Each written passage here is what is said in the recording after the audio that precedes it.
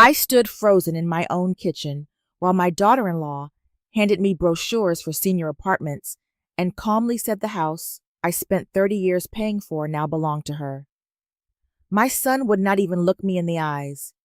They had already measured my bedroom, planned new renovations, and started erasing every trace of my life from the walls. But the moment the building manager rang the doorbell, everything they thought they stole began falling apart in ways neither of them ever expected. Before we dive into today's story, let us know where you're watching from. And as you watch, don't just sit back, be part of the experience. If a moment grabs your attention, whether it's powerful, unexpected, or deeply moving, drop a comment with the timestamp of that scene and share your thoughts. Your reactions bring the story to life, and we love seeing which moments resonate with you the most. And if you haven't already, hit subscribe and turn on notifications so you never miss a new story. Now, grab a coffee or tea, settle in, and let's begin. My name is Margaret Whitmore, and I have lived in the same townhouse near the Charleston Marina for 29 years. Every morning, before the city fully wakes, the house breathes in its own quiet rhythm. The wooden floors creak softly beneath my slippers. The salt air drifts through the kitchen window, and the faint smell of cinnamon still lingers in the walls from all the years I spent baking pies before dawn. I always wake before everyone else.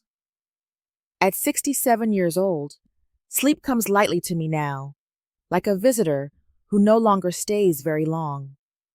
I usually make coffee while the harbor outside is still gray with morning fog. The fishing boats move slowly through the water, and sometimes, if I close my eyes long enough, I can almost hear my late husband Thomas laughing somewhere nearby. This house remembers him.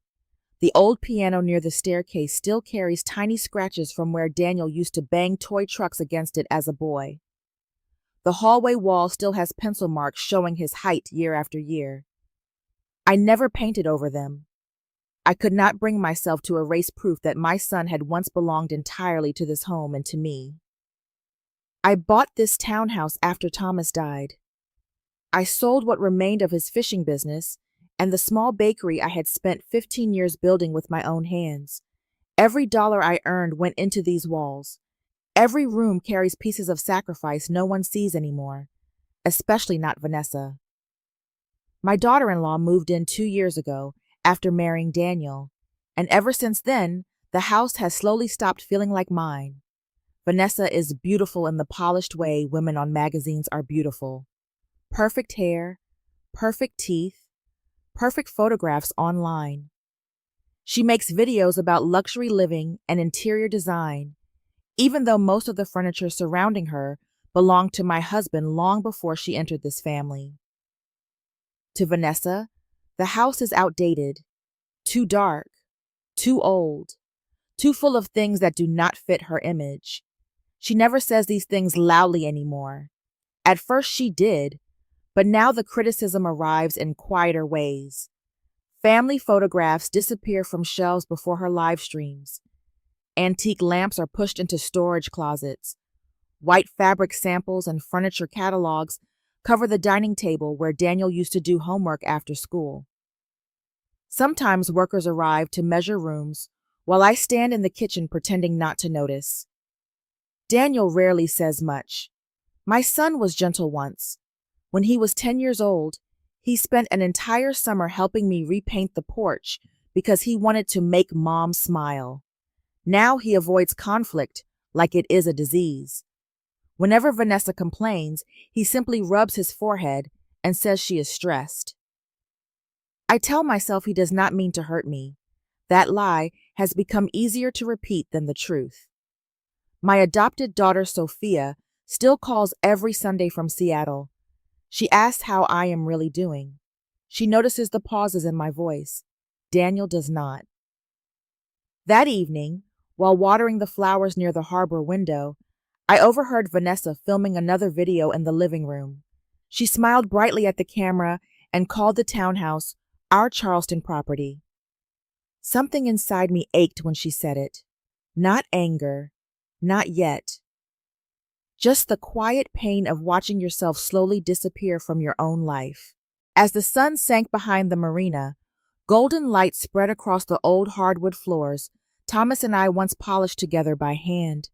I sat beside the window for a long time, staring at the darkening water and thinking about how houses remember things people try very hard to forget. And for the first time in many years, I felt certain that something terrible was approaching.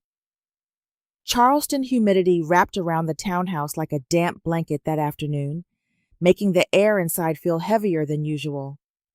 I sensed something was wrong before I even unlocked the front door.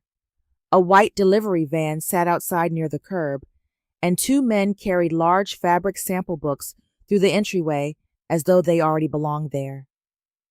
Inside, the house no longer smelled like coffee and cinnamon. It smelled like fresh paint catalogs, cardboard boxes, and artificial vanilla candles Vanessa ordered online in bulk for her videos. Marble samples covered the dining table. Paint swatches were taped to the walls. Lighting brochures had replaced the stack of crossword puzzles I usually kept near the sofa. Nobody had asked my permission. I quietly carried my grocery bags into the kitchen while strangers walked through my home, measuring walls and photographing corners. One man stood near the staircase making notes on a tablet, while another measured the width of the downstairs bedroom. My bedroom. Vanessa moved through the chaos, wearing cream-colored linen pants and a wireless microphone clipped to her blouse.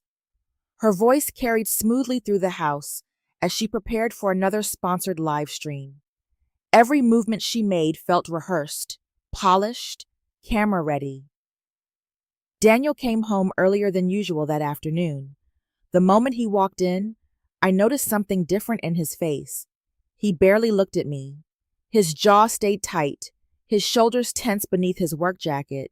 He kissed Vanessa quickly and disappeared into the living room, without saying more than a few words. That silence frightened me more than anger would have. While putting peaches away in the kitchen, I noticed one of my old framed wedding photographs lying face down near the sink. It was the picture Thomas and I had taken 2 weeks after buying the townhouse. We looked exhausted and happy at the same time, standing barefoot on unfinished hardwood floors while Daniel smiled between us with missing front teeth. I picked the frame up carefully and wiped away a thin layer of dust. Vanessa passed behind me carrying white fabric covers for the dining chairs. She never acknowledged the photograph. To her, it was only clutter. Something outdated. Something that interrupted the image she wanted to sell online. She was not redesigning rooms. She was redesigning memory.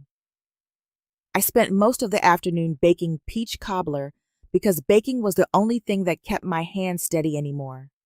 Butter, cinnamon, brown sugar, and warm peaches filled the kitchen with familiar comfort.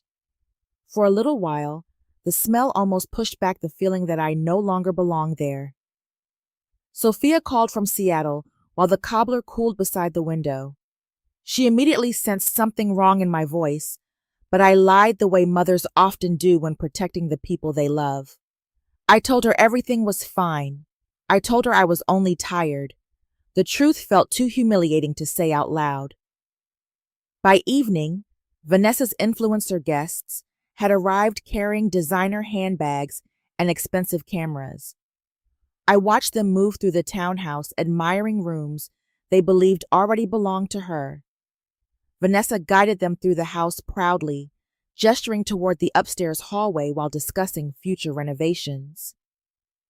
Daniel stood beside her like a quiet shadow. Then I heard it.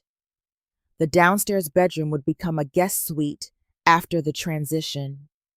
My chest tightened. They were planning my removal. Not later. Soon. An hour afterward, Vanessa approached me near the kitchen island and calmly handed me a stack of glossy brochures for senior living apartments near Savannah Highway. Her smile never reached her eyes. She explained that the townhouse was becoming too difficult for someone my age to maintain. Daniel remained silent behind her, staring at the floor while she placed legal papers beside the brochures. I looked down at the documents without fully understanding them. Ownership transfer forms, renovation estimates, furniture layouts. My son still would not look at me. Suddenly, Vanessa pointed toward the piano Thomas had played every Christmas Eve and mentioned replacing it with a marble bar area. She spoke about tearing out the kitchen cabinets next. Then she lightly touched the papers and said the words that made the room feel cold around me.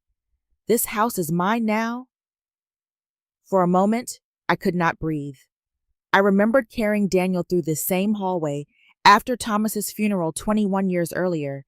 He had cried against my shoulder while I promised nothing would ever take this home away from us. Then the doorbell rang. The entire house fell silent. Daniel slowly turned toward the front door, and something deep inside me whispered that everything was about to change. The doorbell echoed through the townhouse a second time, sharp and heavy against the suffocating silence inside the room. Nobody moved at first. Vanessa still stood near the dining table with one manicured hand resting on the stack of ownership papers, while I remained frozen beside the kitchen island, clutching the brochures for senior living apartments so tightly the edges bent beneath my fingers. Daniel finally walked toward the front door. I could hear the slow rhythm of his footsteps against the hardwood floors Thomas and I had installed almost 3 decades earlier. Every sound inside the house suddenly felt amplified. The ticking kitchen clock, the hum of the refrigerator, the distant cry of seagulls beyond the harbor windows. Then the front door opened. Robert Hayes stepped inside, carrying a leather portfolio beneath his arm. He had managed the Charleston Harbor townhouses for nearly 15 years and knew every resident by name, every maintenance issue, every property record filed with the city. At 68 years old, Robert carried himself with quiet precision, the kind that made people immediately trust him. Vanessa's entire expression changed the moment she saw him. Her polished smile returned instantly, smooth and artificial. She probably assumed he had arrived to discuss renovation permits. Instead, Robert's eyes moved past her until they found me.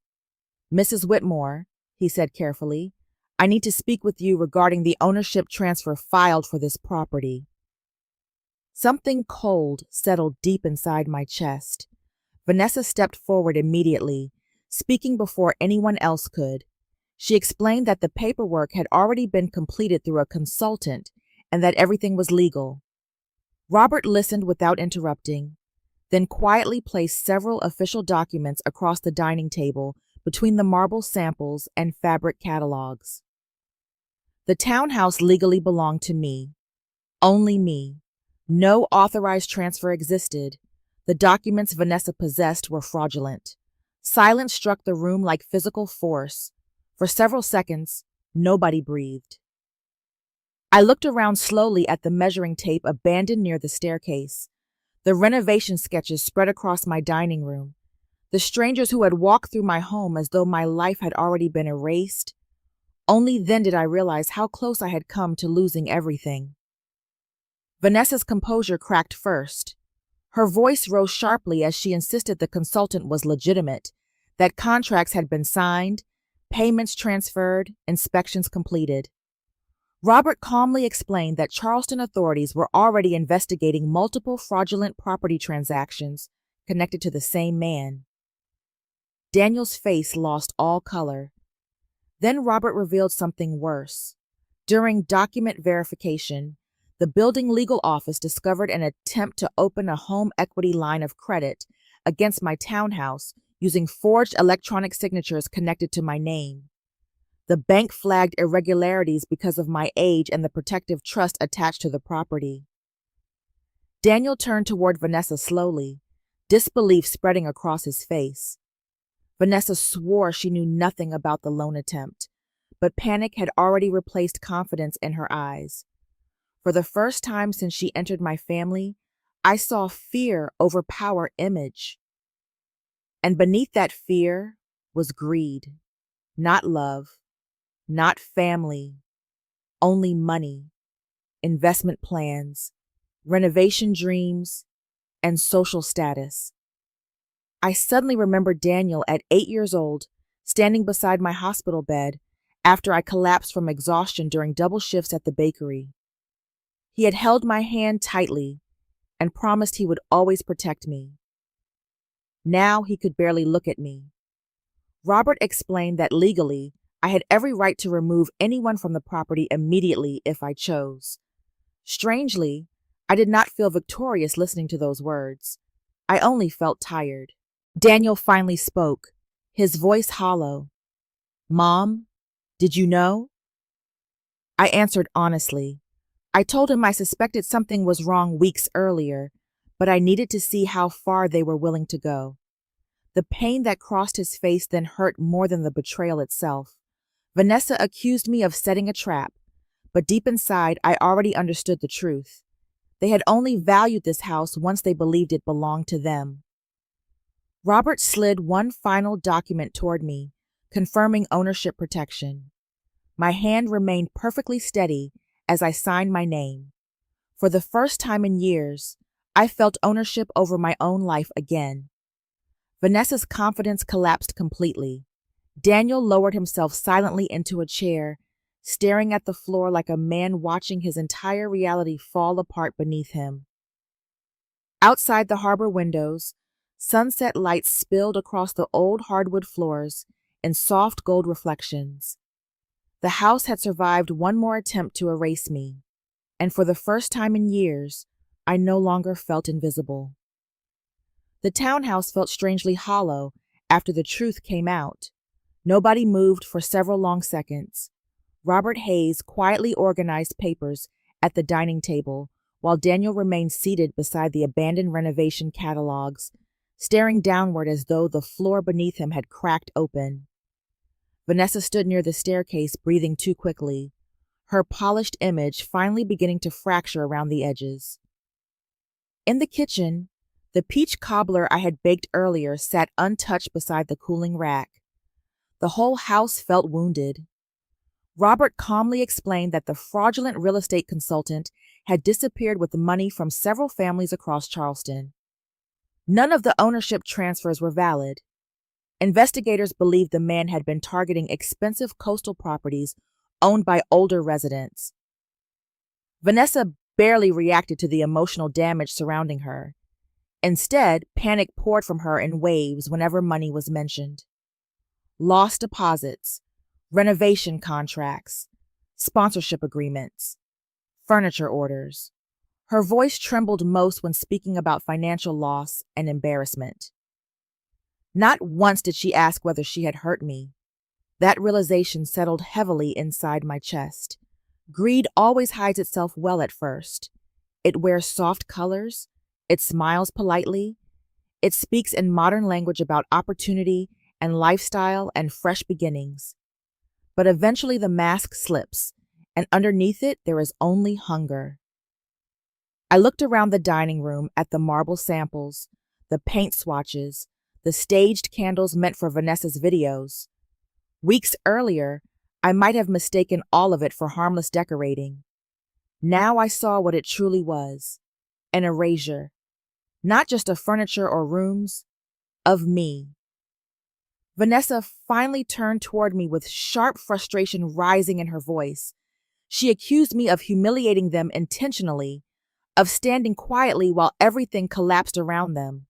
Her words bounced against the walls of the townhouse that I had protected for nearly 30 years. I did not scream back. I was too tired for anger. Instead, I told the truth. I told them how I spent countless nights cooking elaborate meals for Vanessa's influencer parties, while she accepted compliments for recipes she never learned to make. I spoke about being asked to remain upstairs during live stream events, because my appearance disrupted her carefully curated image. I spoke about hearing myself described online as the older occupant inside the home I bought with my own hands. Daniel's face slowly filled with shame. The hardest part was admitting why I stayed silent for so long. I had been afraid. afraid that if I objected too much, I would lose my son completely. Silence became survival, until one day I realized that silence was slowly erasing me anyway.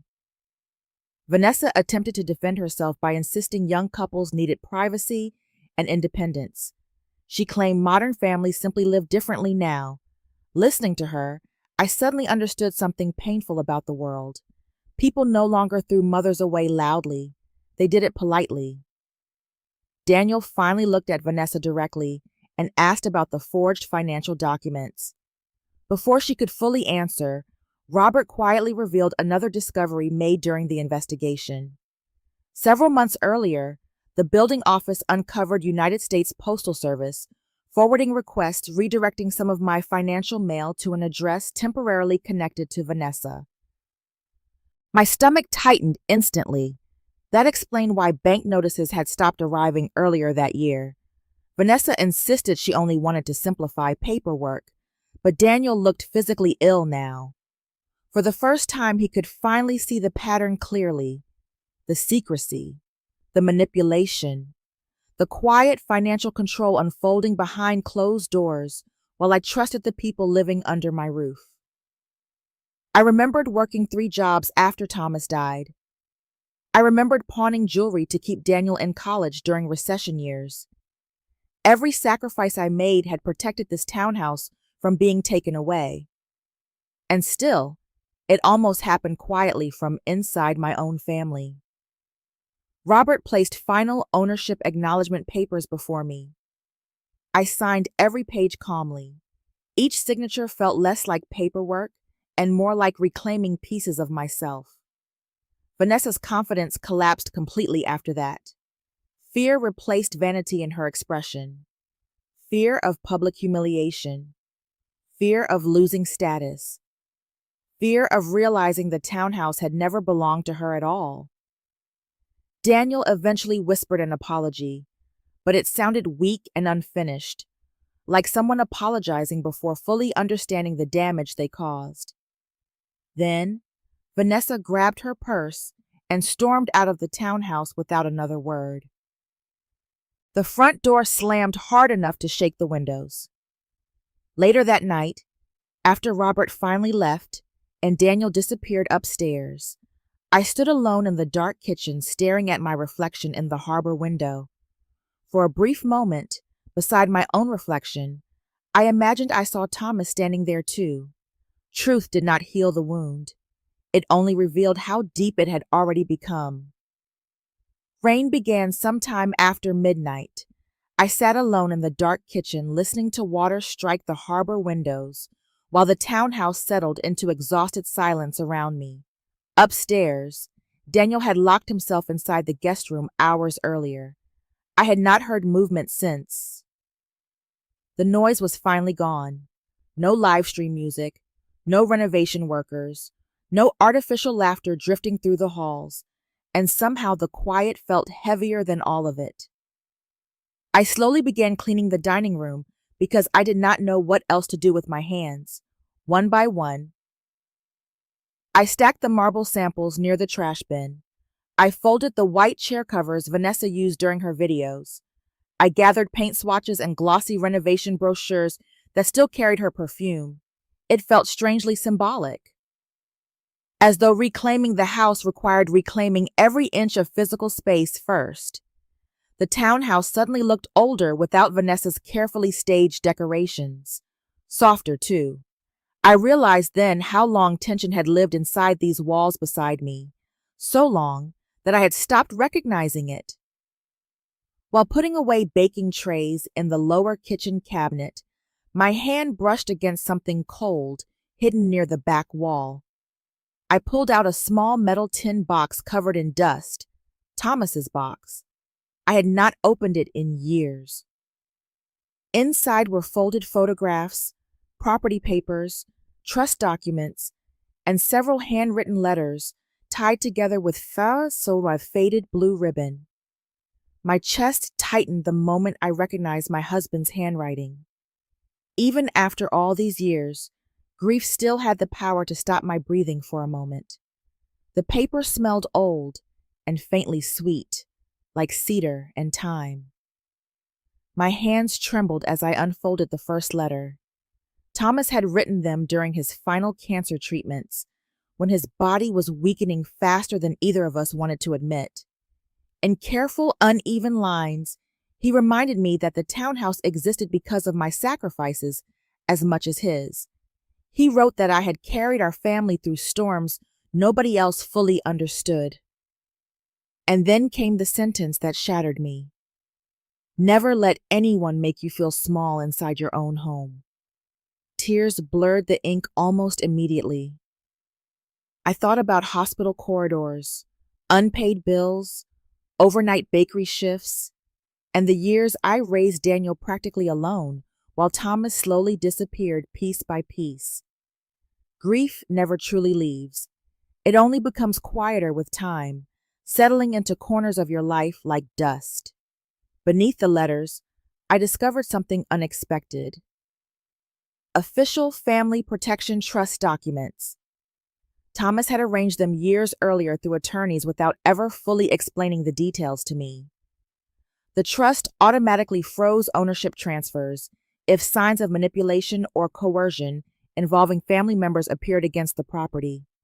Additional legal oversight would immediately activate. Suddenly, everything made sense. The forged documents, the block transfer, the bank investigation. Thomas had protected me even after death. I covered my mouth and cried harder than I had in years. Upstairs, I heard quiet footsteps pause halfway down the staircase.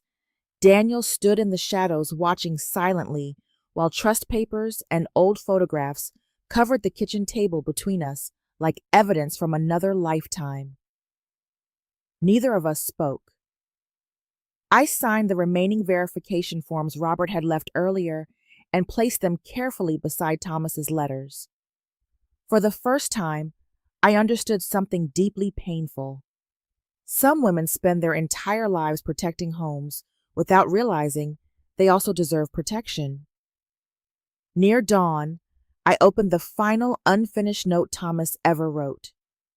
If someday they forget your value, make sure you do not. I pressed the letter against my chest while pale morning light slowly crept across the harbor windows. Something inside me had changed forever. Charleston Harbor disappeared beneath heavy morning fog the next day. Pale gray light slipped through the kitchen windows while I stood alone beside the coffee maker, feeling older than I had the night before. I had not slept more than an hour.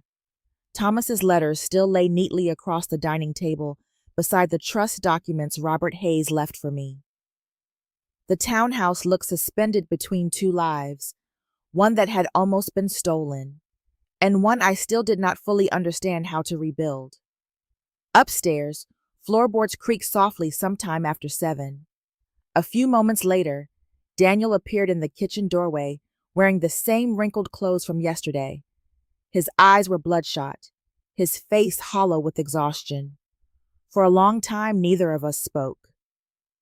He noticed the letters immediately.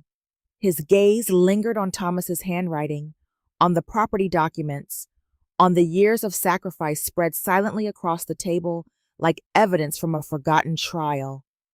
I poured coffee into 2 mugs out of habit, though I almost stopped myself halfway through. Daniel sat carefully at the dining table and lowered his head into his hands. For the first time in years, he looked less like a successful financial analyst and more like the frightened boy I once carried through hospital corridors after his father's chemotherapy appointments. When he finally apologized, the words sounded broken instead of polished.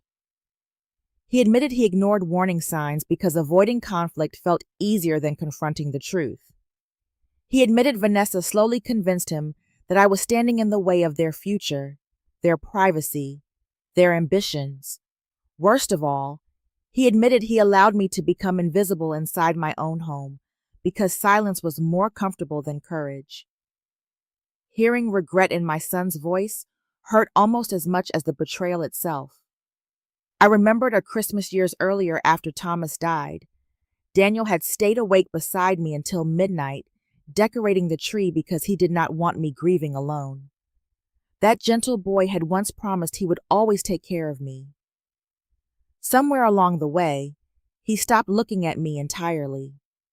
I told him calmly that trust does not return simply because someone cries. Damage like this happens slowly over years, layer by layer, silence by silence. Families rarely collapse all at once. They disappear gradually. Daniel nodded while tears filled his eyes. To his credit, he did not place all the blame on Vanessa. He admitted his own weakness allowed everything to happen. He confessed the marriage had already become emotionally empty long before the fraud surfaced. He and Vanessa no longer shared love, only appearances, routines, and ambition. That honesty sounded like the first truly adult thing my son had said in years. Eventually, he asked how to fix things. I looked toward the harbor windows before answering because the truth felt painful even to me. Some things cannot be repaired quickly. Healing takes time, action, consistency. An apology is only the doorway. Change is the house built afterward. Daniel quietly offered to move out immediately. Part of me wanted to say yes.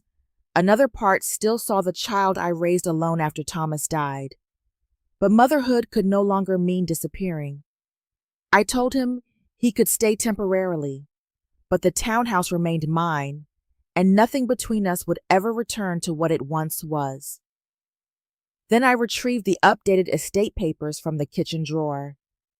I explained that the townhouse would eventually pass primarily to Sophia, with the portions designated for organizations protecting elderly women from financial abuse. Daniel physically flinched hearing those words. For the first time, consequences became real to him. The pain in his face nearly broke my resolve, but I did not reverse my decision. Later that morning, Daniel quietly began removing renovation samples and furniture catalogs from the dining room, while I watched from the kitchen doorway in silence. Perhaps rebuilding a family looked less like forgiveness and more like learning how to stop disappearing. If you are still here after everything that has happened so far, comment number 6 below to let me know you are ready for what comes next. Because healing does not begin the moment the pain ends. It begins when someone finally decides to reclaim their life. Now, let us move on to Chapter 7. 3 weeks passed before the townhouse finally began to breathe normally again. Charleston entered early autumn quietly. The harbor air turned cooler in the mornings, and softer light spilled across the marina at sunset. For the first time in years, the house no longer carried constant tension in its walls. No live stream music echoed through the hallways. No strangers measured rooms while pretending I was invisible. The silence felt peaceful now, instead of lonely. Daniel still lived upstairs temporarily, but something about him had changed. He moved through the house carefully, almost respectfully, as though he finally understood he was walking through someone else's sacrifices. He repaired loose cabinet hinges without being asked. He repainted the porch railing one Saturday afternoon. Sometimes I returned from the grocery store and found heavy bags already carried inside. He no longer acted like the house belonged to him. That mattered more than he probably realized. I spent most mornings rereading Thomas's letters beside the harbor window. One sentence stayed with me constantly. A home should protect the woman who protected everyone else. The older I became, the more I noticed how rarely that happened. Everywhere in Charleston, I saw women carrying quiet loneliness. Widows sitting alone near the marina with untouched coffee cups. Elderly women wandering grocery stores slowly, just to hear another human voice. Women who spent entire lives raising families only to disappear quietly afterward. One afternoon, Sophia arrived from Seattle carrying flowers and enough warmth to make the townhouse feel alive again. Unlike Daniel, she noticed everything immediately. The exhaustion beneath my smile, the tension still lingering in the rooms, the sadness I tried hiding behind routines. When she learned the full truth about Vanessa and the forged documents, Anger flashed across her face so quickly it startled me. Yet even then, I found myself defending Daniel slightly, not excusing him, just acknowledging that remorse had finally found him.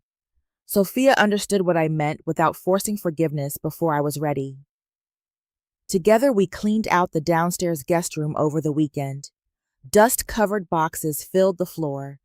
Thomas's old fishing journal surfaced beside faded bakery recipe notebooks and family photographs hidden years earlier during Vanessa's redesign obsession. It felt like uncovering pieces of ourselves. While sorting through old shelves, I finally admitted an idea that had been growing quietly inside me for days. I wanted to turn the downstairs room into a small gathering space for older women, abandoned emotionally or financially by their families. Not something large, just somewhere safe. Sophia loved the idea immediately. Tea gatherings, grief circles, legal resource boards, financial abuse information. A room where older women could exist without apologizing for aging. Later that evening, I removed Vanessa's decorative mirrors from the downstairs walls. The house no longer needed to pretend to be someone else. Daniel overheard part of our conversation and eventually offered to help renovate the room properly. I hesitated before agreeing. Forgiveness had not arrived. But cooperation had. Over the next few days, he worked quietly sanding shelves and repainting walls without expecting praise. Watching him contribute without entitlement stirred something cautious inside me. By Friday evening, I hung a small wooden sign near the doorway. Still here, Sophia cried when she saw it. The first gathering was planned for the following Saturday. Standing alone inside the newly cleaned room at sunset, I felt nervous, wondering whether anyone would actually come. But as warm harbor light filled the space around me, I realized something unexpected. For the first time since Thomas died, the townhouse no longer felt like a place holding grief. It felt like a place preparing for life again. 4 months after opening Still Here, the townhouse had developed a rhythm I never expected. Every Saturday afternoon, folding chairs filled the downstairs room, while soft harbor light drifted through the windows. Teacups clinked gently against saucers as older women shared stories most families never wanted to hear. Stories about loneliness, about children who stopped calling, about daughters pressuring mothers to sell homes they spent decades paying for, about widows becoming invisible the moment they stopped being useful. The more I listened, the more I understood my pain had never been unique. Daniel helped quietly during every gathering now. He arranged chairs, brewed tea, and carried trays without drawing attention to himself. The women trusted him because he never interrupted anyone or tried defending his past. Healing had humbled him in ways apologies alone never could. One rainy Saturday afternoon, the front doorbell rang unexpectedly in the middle of a meeting. When I opened the door, Vanessa stood outside beneath the gray Charleston sky. For a moment, I barely recognized her. The polished influencer image was gone. No designer handbag, no perfect makeup. She looked thinner, exhausted, emotionally worn down in plain clothes damp from the rain. Behind me, Daniel stiffened instantly. Vanessa quietly explained that most of her sponsorship deals disappeared after word about the fraud investigation spread privately through Charleston social circles. She had moved into a small apartment and started working housekeeping shifts at a downtown hotel. What surprised me most was what she did not ask for. Not money, not the townhouse, not sympathy, only honesty. For the first time since I met her, Vanessa spoke like someone no longer performing for an audience. She admitted her obsession with status destroyed her marriage and nearly destroyed our family. She confessed she spent years believing ownership and appearances could protect her from insecurity and fear. Some people only discover emptiness after obtaining everything they thought they wanted. I listened quietly while rain tapped against the harbor windows behind us. Daniel eventually admitted his own failures too. For the first time, neither of them hid behind excuses. Still, I made my boundaries clear. Trust could not return quickly. Damage like this leaves scars long after apologies arrive. Vanessa accepted that without argument. I cautiously invited her to stay for tea during the gathering. Throughout the afternoon, she sat silently listening to women describe emotional abandonment inside their own families. One elderly widow described being removed from family photographs after becoming ill. I saw Vanessa physically break hearing that. Later, after everyone left, she quietly helped wash teacups beside me in the kitchen. No cameras, no performance, no manipulation, just silence and warm water running over porcelain. And for the first time since she entered my home, I noticed something different about her. Vanessa was no longer trying to take something. Perhaps redemption begins the moment a person finally stops protecting their pride. If this journey has touched your heart in some way, comment number 8 below before we reach the final ending of the story. Because the last part is not about revenge anymore. It is about what remains after the pain finally fades. Now let us move into the conclusion. 3 years later, spring sunlight filled the Charleston townhouse through open harbor windows, while fresh flowers lined the porch railings Daniel had repainted himself. The house no longer carried the silence that once haunted it. Laughter traveled easily through the rooms now, warm and alive.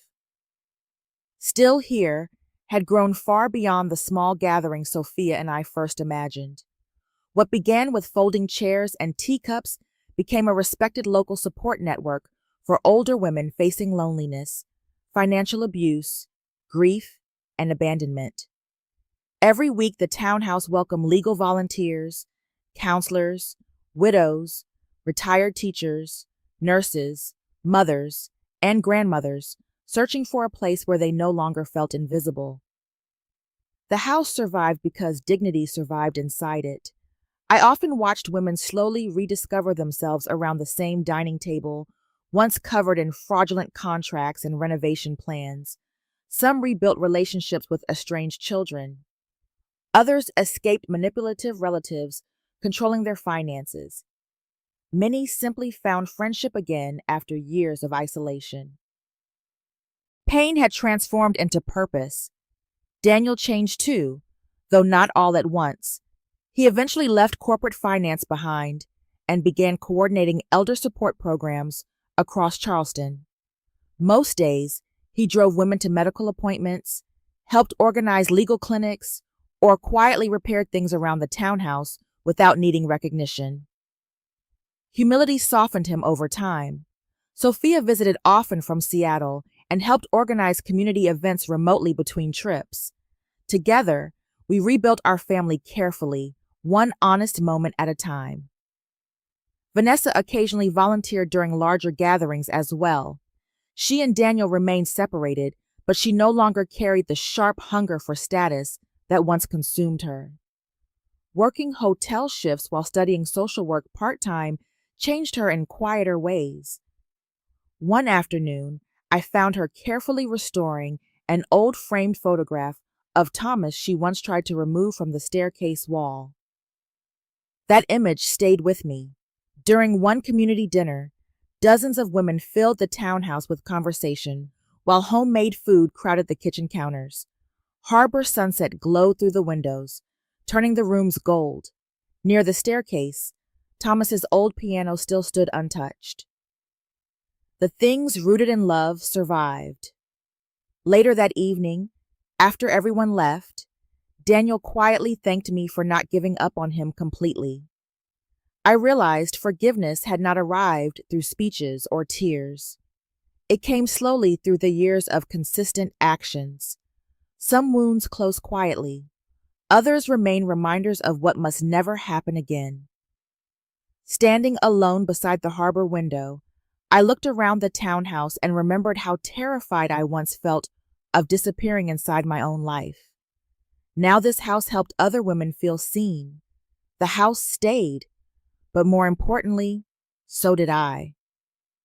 1 year later, the townhouse felt warm again, in ways I once believed were impossible.